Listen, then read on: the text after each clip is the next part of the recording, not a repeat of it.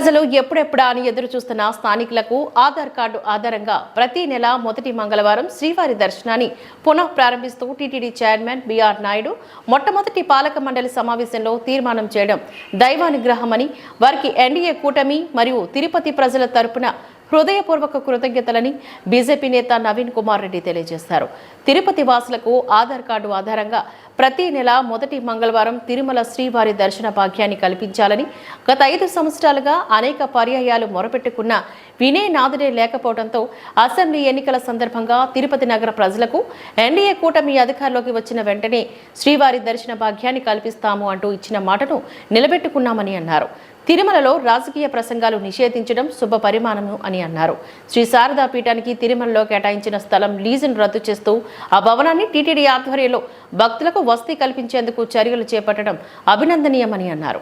తిరుపతి ప్రజలు ఎప్పుడెప్పుడా ఎదురు చూస్తున్నటువంటి తిరుమల శ్రీవారి దర్శనాన్ని ఈరోజు ఎన్డీఏ కూటమి అధికారంలోకి వచ్చిన తర్వాత తిరుమల తిరుపతి దేవస్థానం చైర్మన్గా శ్రీ బిఆర్ నాయుడు గారు బాధ్యతలు స్వీకరించి తిరుపతిలోని స్థానికులకు అందరికీ కూడా ప్రతి నెల మొదటి మంగళవారం ఆధార్ కార్డు ఆధారంగా స్వామివారి దర్శనాన్ని కల్పిస్తామని చెప్పని మొట్టమొదటి సమావేశంలోనే తీర్మానం చేయడం చాలా శుభ పరిణామం. నిజంగా ఇది వెంకటేశ్వర స్వామి అనుగ్రహంతో ఈరోజు టీటీడీ పాలక మండలి నిర్ణయం తీసుకుందని చెప్పి తిరుపతి ప్రజలంతా కూడా భావిస్తూ ఎన్డీఏ కూటమి తరపున తిరుపతి నగర ప్రజల తరపున TTD chairman Shri BR Naidu గారికి హృదయపూర్వకంగా కృతజ్ఞతలు తెలియజేసుకుంటున్నాము. అదేవిధంగా గత 5 సంవత్సరాలండి స్థానికులకి దర్శన భాగ్యం కల్పించండి అని చెప్పి పదే ప్రాధేయపడినా కూడా చెవిటోడికి శంఖం ఊదినట్లు గతంలో ఉన్నటువంటి వైఎస్ఆర్ కాంగ్రెస్ ప్రభుత్వం నిమ్మకు నీరెత్తినట్లు వ్యవహరించి తిరుమల శ్రీవారిని స్థానికులకి దూరం చేయడం జరిగింది. కానీ ఎన్డీఏ కూటమి ఎన్నికల సందర్భంగా మేమంతా కూడా తిరుపతి ప్రజలకు హామీ ఇచ్చాము.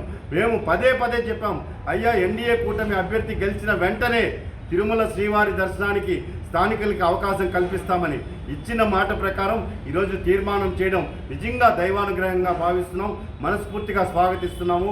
అదేవిధంగా తిరుమల కొండ మీద రాజకీయ ప్రసంగాలు చేయకూడదని చెప్పని, అదేవిధంగా ఏదైతే ప్రైవేట్ హోటల్స్కి ప్రభుత్వ స్థలాన్ని అలిపిరి జూ పార్క్ రోడ్లో కేటాయించారో దాన్ని రద్దు చేసి టీటీడీ స్వాధీనం చేసుకొని అక్కడ యాత్రికుల సౌకర్యార్థం కాటేజీల నిర్మాణం చేపట్టాలని చెప్పని కూడా నిర్ణయించడం చాలా మంచి పరిణామము.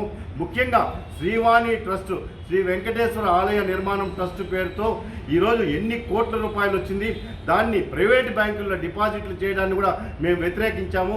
ఈరోజు పాలక మండలిలో వాటన్నింటినీ కూడా తిరిగి జాతీయ బ్యాంకుల్లో వేయాలని, ఎందుకంటే ప్రైవేట్ బ్యాంకుల్లో వేయకూడదని చెప్పి ఆ రోజు నేను హైకోర్టును ఆశ్రయించడం జరిగింది.